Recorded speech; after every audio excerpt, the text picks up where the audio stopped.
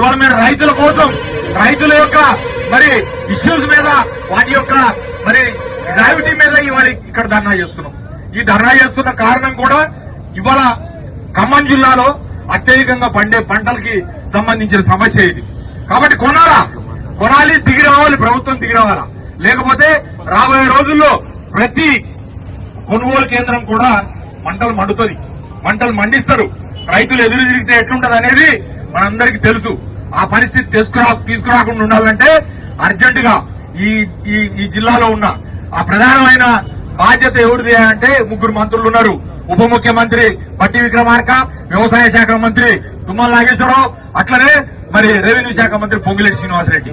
మీరు హైదరాబాద్ లో ఉండకుండా ఖమ్మంలో ఉండి మీరు రివ్యూలు పెట్టాల్సిన అవసరం ఉంది. మేము కరోనా సమయం కాదు, మామూలు సమయం అయినా సరే, అది రబీ అయినా సరే, ఖరీఫ్ అయినా సరే, ఎన్ని రివ్యూ మీటింగ్స్ పెడుతుంటే లారీల పరిస్థితి, గోన్ సంచుల పరిస్థితి, ఎన్ని కొనుగోలు కేంద్రాలు, దాదాపు మీరెందుక ఇంత భావదారిద్ర్యం. అందుకనే తెలంగాణ ప్రజలు ఇలా ఏం నష్టపోయారు అనేది ఇలా ఖమ్మంలో చూస్తా ఉన్నాం. కళ్ళ కట్టినట్టు కనపడతా ఉంది.